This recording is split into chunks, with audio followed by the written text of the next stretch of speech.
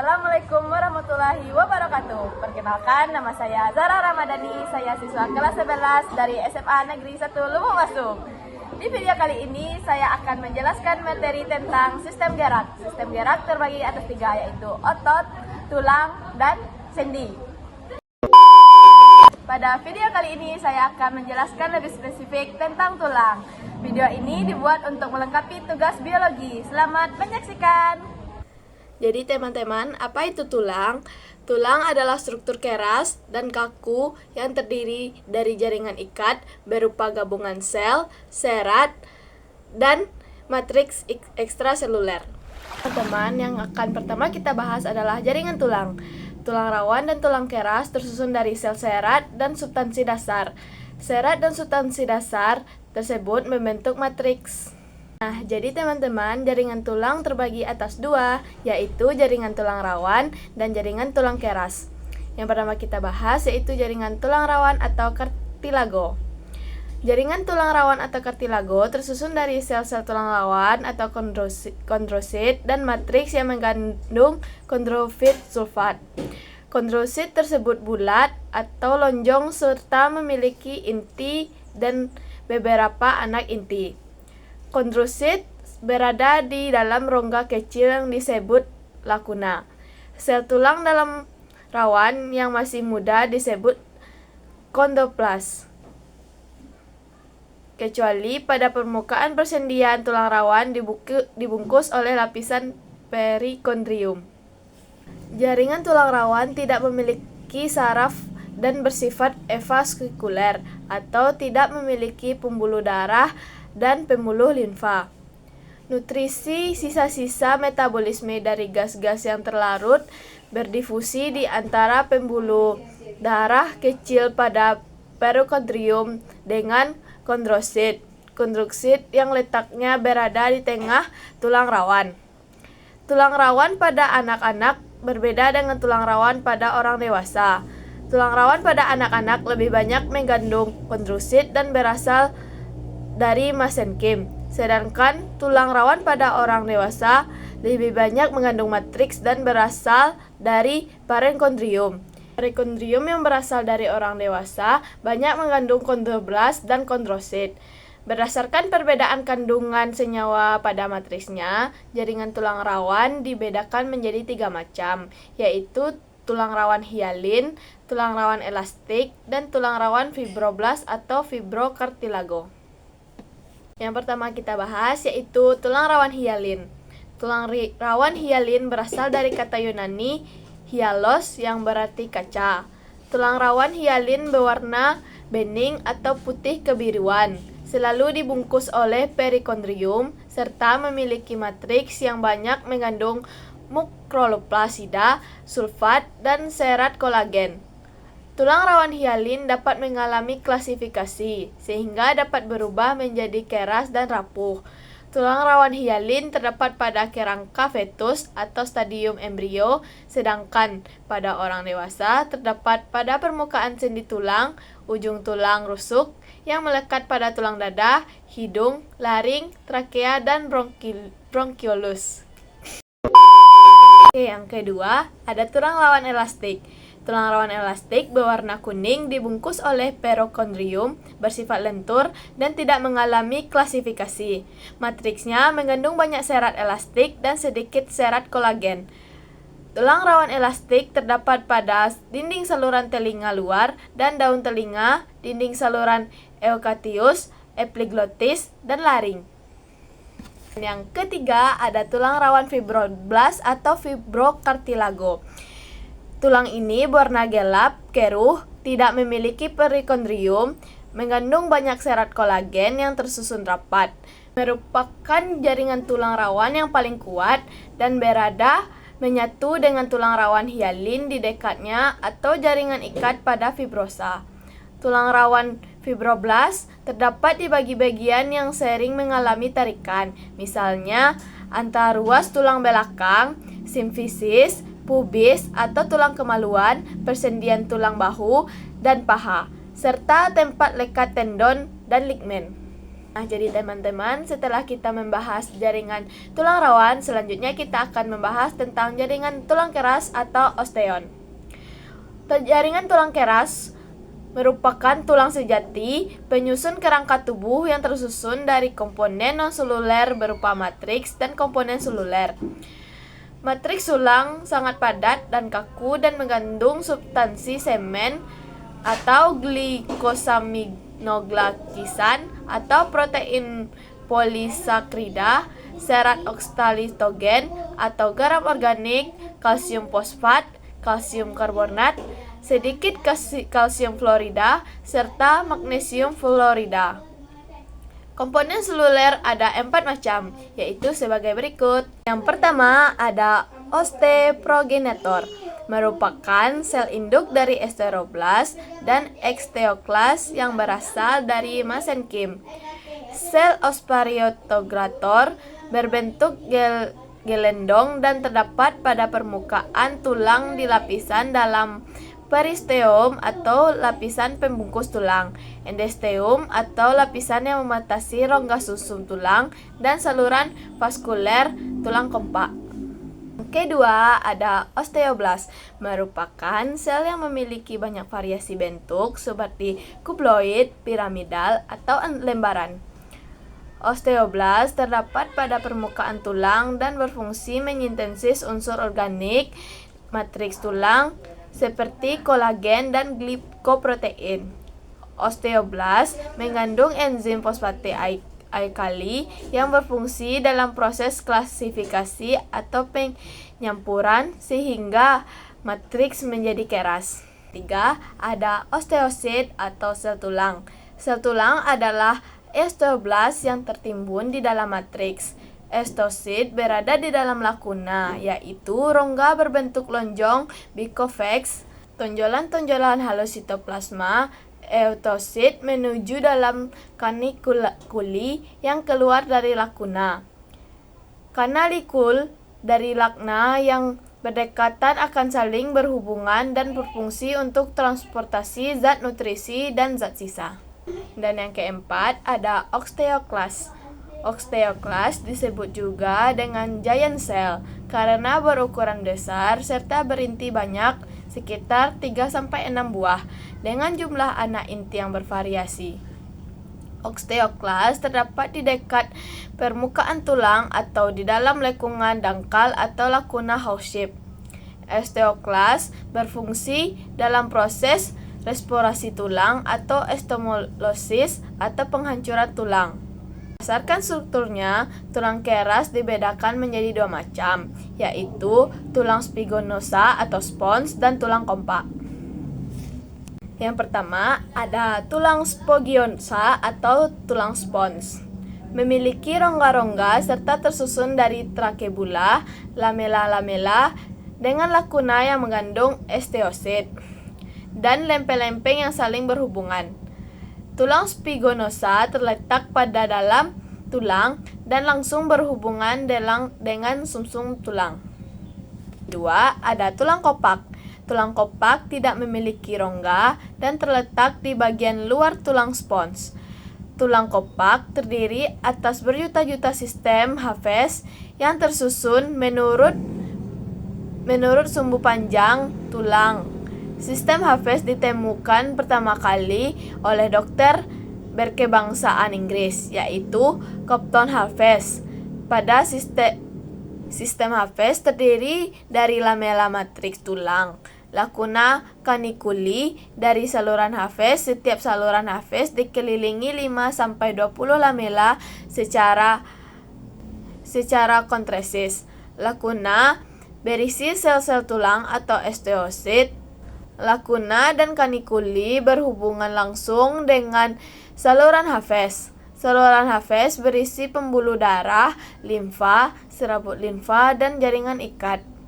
Kanikuli, bagian tepi sistem Haves, tidak berhubungan dengan kanikuli.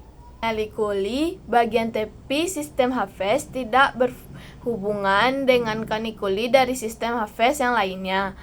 Antara saluran Haves yang satu dan saluran Haves yang lain dihubungkan oleh saluran melintang yang disebut saluran Volkmann. Jadi setelah kita membahas jaringan tulang, yang selanjutnya kita bahas adalah struktur tulang. Struktur tulang terdiri atas lapisan-lapisan, yaitu periosteum, tulang kopak, tulang spons endostom, dan sumsum tulang. Disebutkan dari arah luar sampai ke arah dalam. Yang pertama ada periosteum. Periosteum adalah lapisan terluar tulang yang terdiri atas dua lembar jaringan ikat. Lembaran luar berupa jaringan ikat fibrosa rapat, sedangkan lembaran dalam berupa satu lapisan osteoblast atau sel pembentuk jaringan tulang yang bersifat osteogonik atau membentuk tulang. Periosteum mengandung pembuluh darah dan serat Servais atau serat jaringan ikat untuk mengikat periosteum ke tulang. Periosteum berfungsi sebagai tempat melekatnya otot rangka, memberi nutrisi untuk pertumbuhan tulang, dan perbaikan jaringan tulang yang rusak. Ada tulang kopak atau compact bone. Tulang kopak merupakan lapisan terstruktur halus, padat, sedikit berongga, dan sangat kuat. Tulang kopak mengandung banyak zat kapur, kalsium fosfat, dan kalsium karbonat, sehingga banyak yang menjadi padat dan kuat. Namun, tulang kopak pada bayi dan anak-anak banyak mengandung serat sehingga bersifat lebih lentur. Tulang kopak banyak ditemukan pada kaki dan tulang tangan. Dan yang ketiga ada tulang spons atau spongy bone. Merupakan lapisan yang terstruktur berongga dan berasal dari tulang sumsum merah. Tulang spons tersusun dari trakebula berupa kisi-kisi tipis tulang. Keempat ada endosteum, adalah jaringan ikat eural fasikuler yang melapisi rongga sumsum.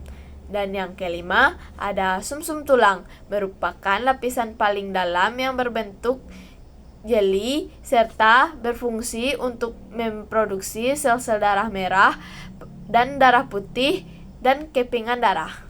Teman-teman, pada tulang panjang terdapat bagian yang disebut diafasis atau batang dan epiglavis atau ujung tulang yang membesar. Diafasis tersusun dari tulang kopak berbentuk silinder tebal yang berisi sumsum. Epifisif tersusun dari tulang spons yang diselubungi oleh tulang kopak dan dilapisi tulang rawan persendian hialin. Ujung permukaan ini epifisif tersusun dari tulang spons yang diselubungi oleh tulang kopak dan tulang persendian, dilumasi oleh cairan sinovial dari rongga persendian. Di antara epifisis dan diafisis terdapat metafisis. Di antaranya metafisis dan epifisis terdapat cakra epifisif. Cakram epifisis merupakan bagian tulang yang memiliki kemampuan untuk tumbuh. Setelah kita membahas jaringan tulang dan struktur tulang, selanjutnya kita membahas bentuk tulang.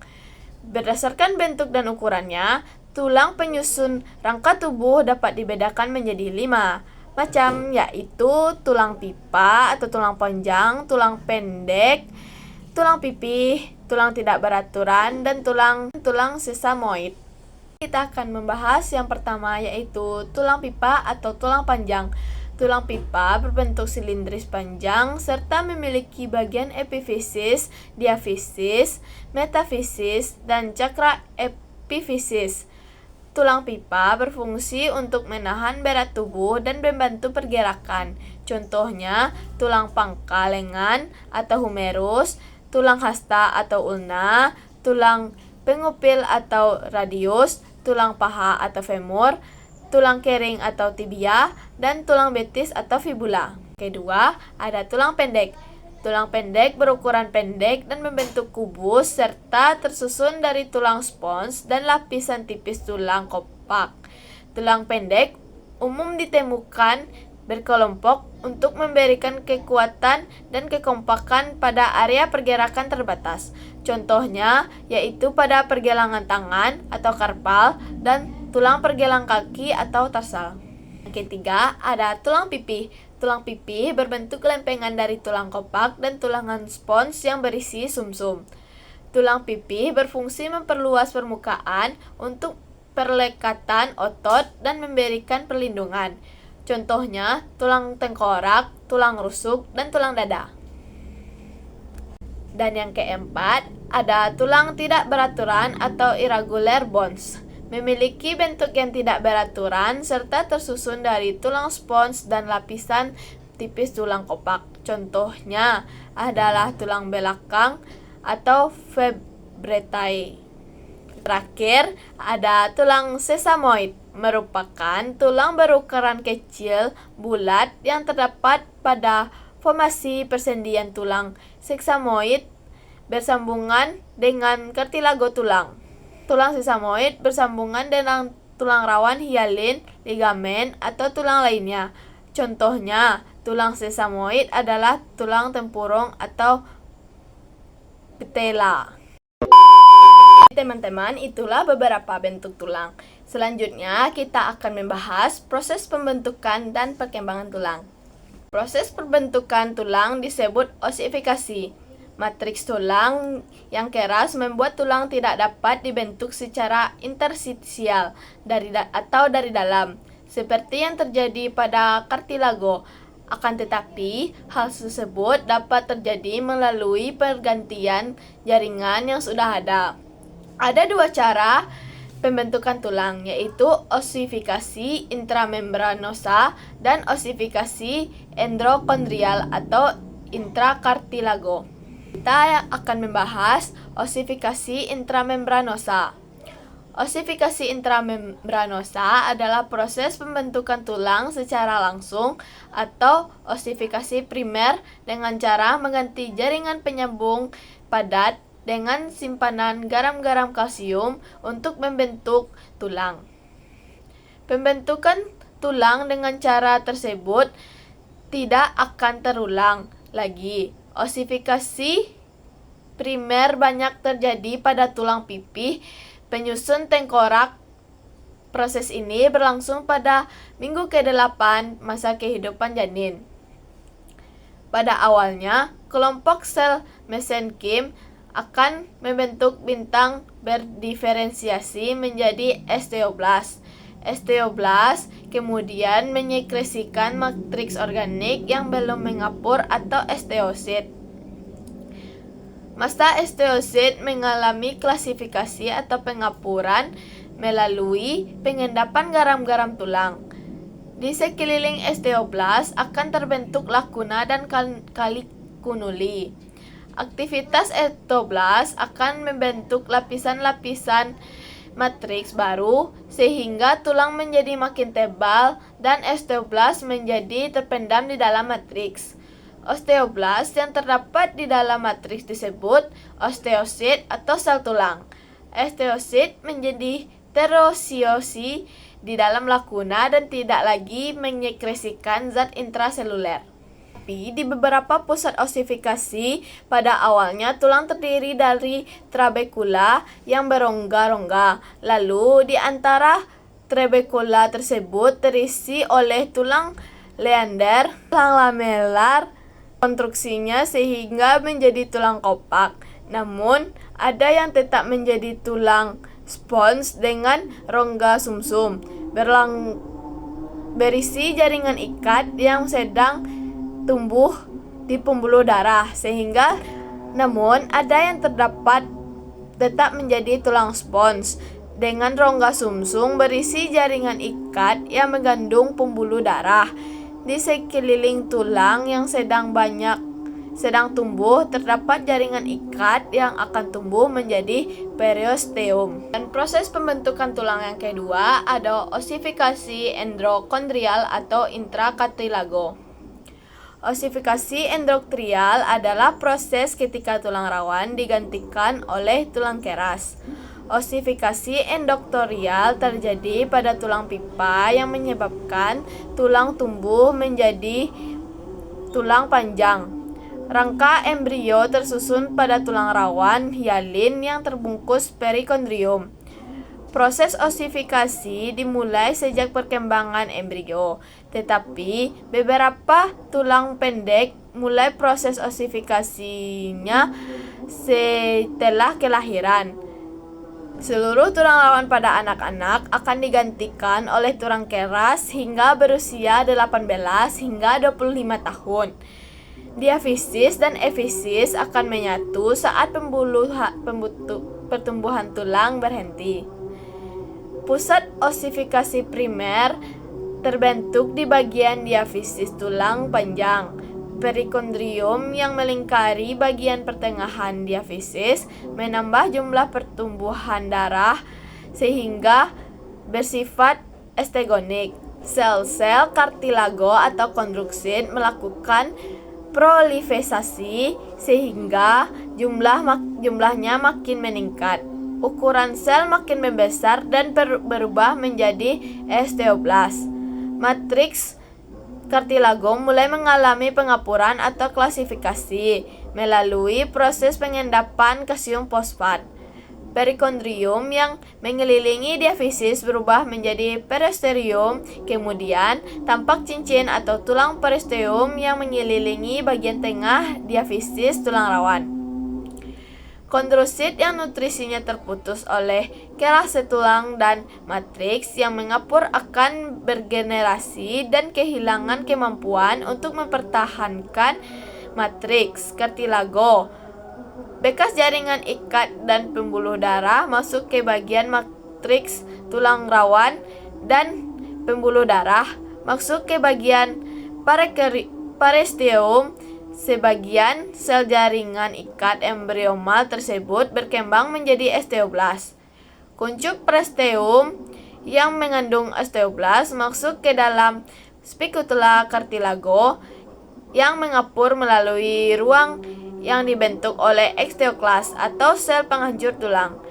Osteoblas kemudian meletakkan zat-zat tulangnya pada spicula kartilago yang mengapur tervesifikasi. Dengan demikian terbentuknya pusat osifikasi primer di pusat diafisis. Zona osifikasi andromekium ini meluas menuju ke arah epifisis. Teman-teman, setelah kelahiran, pusat osifikasi sekunder terjadi pada kartilago epifisis di kedua ujung tulang. Beberapa bagian tulang memiliki tulang rawan yang tidak digantikan oleh tulang keras, yaitu kartilago artikular atau tulang rawan pesendian dan kartilago cakram epilis yang terletak di antara efisis dan diafisis. Membahas proses pembentukan tulang, ada materi terakhir yaitu faktor pertumbuhan tulang. Pertumbuhan tulang dapat dipengaruhi oleh faktor genetik, nutrisi, endokrin, dan sistem saraf. Yang pertama yaitu faktor herediter atau genetik.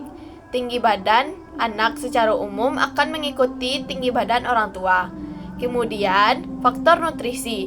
Suplai bahan makanan yang mengandung kalsium, fosfat, protein, serta vitamin A dan vitamin B penting untuk pertumbuhan tulang dan menjaga kesehatan tulang. Yang ketiga ada faktor endokrin. Beberapa jenis hormon berperan dalam pertumbuhan organisasi tulang, antara lain sebagai berikut.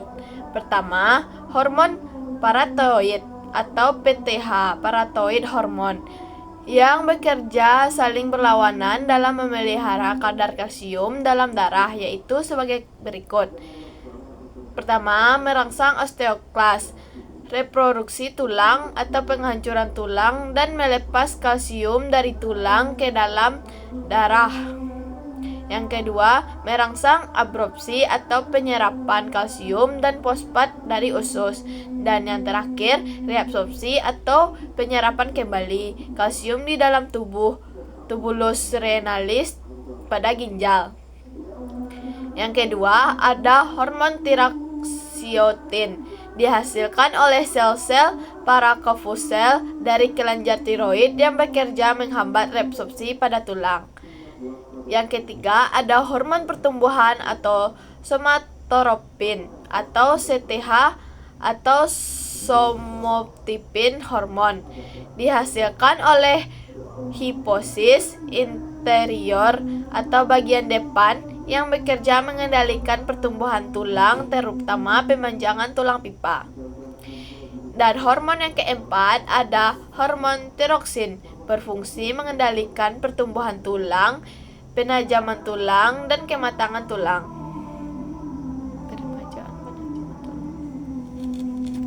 Hormon yang kelima ada hormon kelamin, yaitu hormon estrogen pada perempuan dan hormon androgen pada laki-laki. Hormon kelamin dapat merangsang pertumbuhan tulang. Pada perempuan, pertumbuhan tulang biasanya berhenti pada usia sekitar 17 hingga 18 tahun. Pada laki-laki, pertumbuhan tulang maksimal terjadi pada usia 18 sampai 20 tahun. Sementara itu, kepadatan tulang biasanya tercapai di usia 25 tahun. Dan yang terakhir, faktor sistem saraf. Gangguan sistem saraf yang disebabkan oleh penyakit akan menghambat pertumbuhan tulang, misalnya poliomielitis. Jadi sekian teman-teman, itulah video singkat pembelajaran tentang tulang. Maafkan jika ada kesalahan saya atau kesalahan pengucapan dalam video ini. Assalamualaikum warahmatullahi wabarakatuh.